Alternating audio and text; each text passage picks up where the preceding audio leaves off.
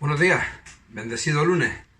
Una vez más estamos aquí para pasar este ratito alrededor de la palabra y hoy vamos vamos a compartir acerca de un episodio en la vida de alguien que para mí es uno de los hombres de Dios que más admiro en la Biblia, el profeta Eliseo. Admiro a Eliseo porque Eliseo fue un profeta que centró su ministerio, centró sus milagros, aunque atendió a grandes personajes, pero la mayor parte de su ministerio fue enfocado a personas comunes, a personas sencillas, a personas que simplemente tenían una necesidad. Y el profeta fue a ellos y obró en favor de ellos, como por ejemplo cuando simplemente fue e hizo flotar un hacha porque un leñador, alguien que cortaba árboles para ayudar en la edificación de la escuela de profetas, pues su hacha se partió y cayó al río, y él obró un milagro por el poder de Dios para que ese hacha flotara, un hacha de hierro flotara en medio del río. O como el episodio en el que hoy vamos a reflexionar de una viuda pobre, y desvalorada por la sociedad de su época, pues él sin embargo se molestó en ayudarla, en bendecirla, en ser un instrumento de Dios para bendecir su vida. Eliseo fue un hombre que no tenía su mirada puesta en las riquezas, sino en la obra que Dios tenía para con él. Y eso lo vemos por dos episodios principales en su vida. Uno está en Primera de Reyes, en el capítulo 19. Vemos que cuando él fue llamado por el profeta Elías para continuar con su labor, él lo primero que hizo fue que sacrificó sus animales, quemó incluso el arado sirvió de leña para que sus bueyes fuesen allí sacrificados. Hizo un sacrificio a Dios y en ese sacrificio entregó absolutamente todo lo que tenía. Qué gran ejemplo, ¿verdad? Quedó libre de ninguna atadura humana para poder servir al Señor. Cuando tuvo oportunidad de pedir algo, que Eliseo, pues allí en Segunda de Reyes, en el capítulo 2, Eliseo, vemos como en el versículo 9 le dijo, ¿qué quieres que haga por ti? Un poco es como, pide por esa boca que te lo voy a conceder. Y Eliseo ahí teniendo la gran oportunidad de pedir cualquier cosa que quisiera pedir, que se le antojase, sabiendo que el profeta se la iba a dar. Sin embargo, él lo que pidió fue, yo quiero una doble porción de tu Espíritu Santo.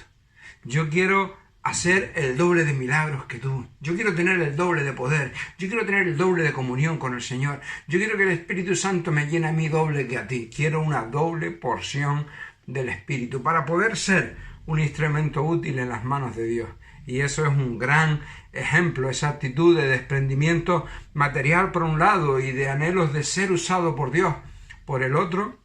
Son dos ingredientes que Dios tomó para hacer de él un gran instrumento para su gloria y que Dios también le gustaría encontrar en nosotros, ¿verdad? Para poder utilizarnos grandemente. Y en este episodio nuevamente vamos a ver al hombre de Dios en acción para obrar en favor de alguien despreciado por la sociedad, alguien humilde, pero con una gran necesidad. Y eso era lo que él necesitaba para desenvolverse.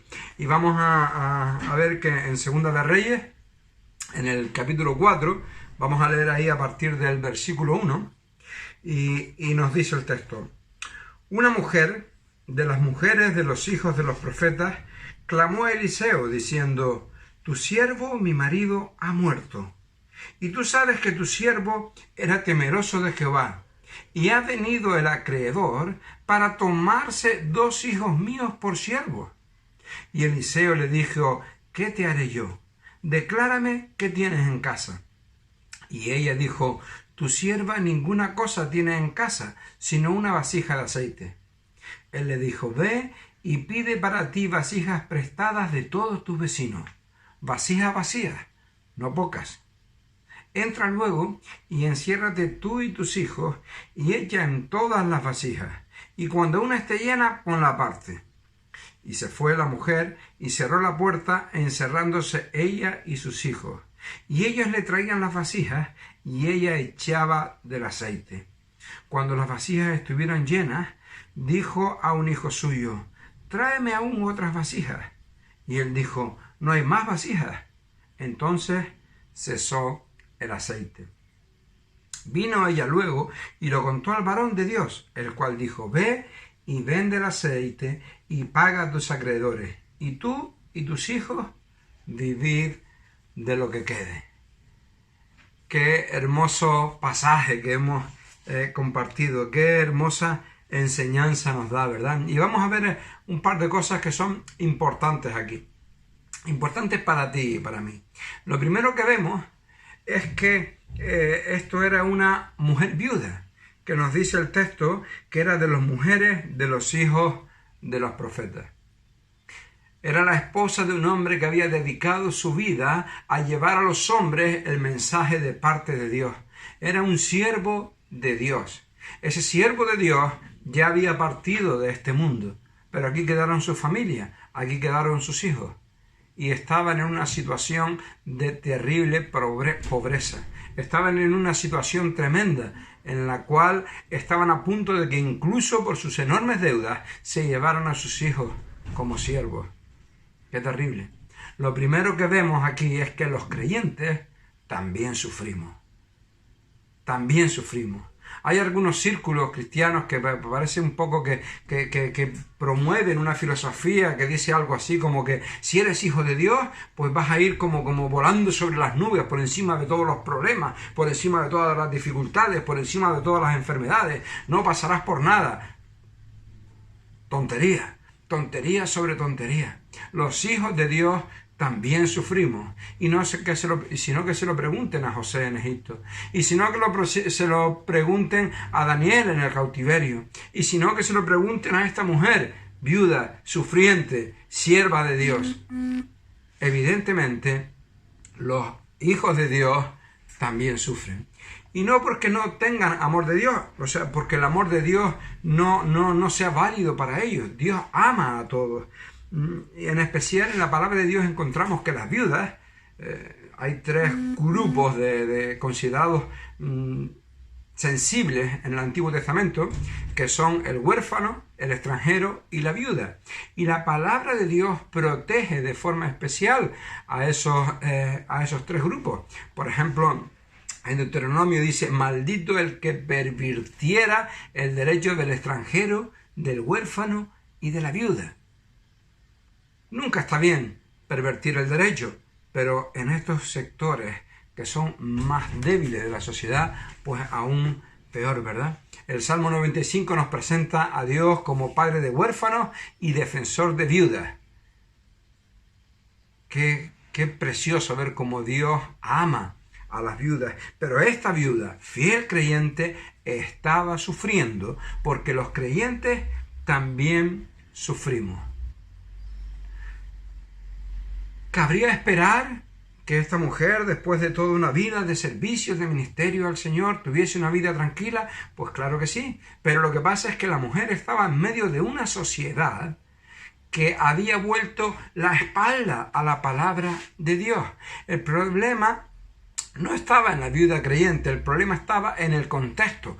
Toda la nación se había apartado de los principios bíblicos. No tenían en cuenta ni a Dios ni a su palabra.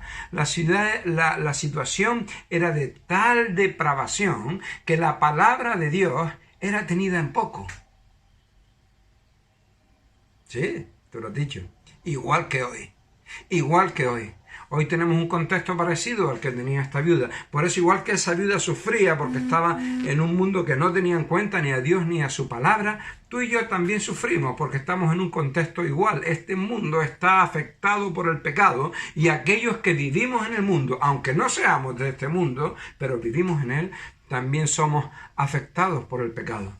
Ahora bien, de la misma manera que no podemos negar la evidencia de que el creyente sufre, tenemos que proclamar la realidad de que Dios obra a favor de los suyos. Y lo vemos claramente en el pasaje. Con esta convicción es que la viuda se acerca al profeta, sobre la base de una vida de entrega, de servicio al Señor, buscándole a Él primeramente y confiando en que Él proveería. Más tarde el mismo Señor Jesús lo dijo, ¿verdad? Buscad primeramente el reino de Dios y su justicia, y todo lo demás os será añadido. Qué sabias esas palabras del Señor. Toda la vida esta mujer y su esposo lo habían hecho. Por eso vemos como ahora se acerca a Dios por medio de su profeta con la convicción de que Dios responderá liberándola de su aflicción. Y vemos cómo Dios obró efectivamente a través de su siervo. Dios le dio Eliseo le dio las instrucciones de qué es lo que tenía que hacer.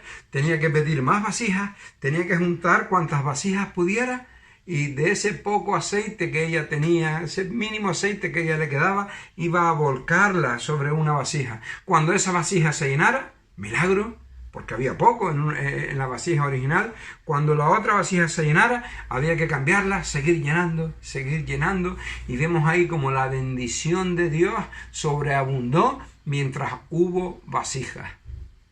Fíjate que quien puso el límite a la bendición de Dios sobre su vida no fue Dios, fue la viuda. Eliseo le dijo, reúne vasijas, y ella reunió las vasijas que quiso o que pudo. Pero hubo aceite para llenar vasijas mientras había vasijas. Cuando ya se llenaron todas las vasijas que ella reunió, el aceite cesó de fluir. Qué hermoso, ¿verdad? Y ahí Dios le dio provisión de Dios en su casa, a puerta cerrada. El Señor nos dice que cuando vayas a orar al Señor, entres en tu aposento y cerrada la puerta, ores a tu Padre que está en secreto.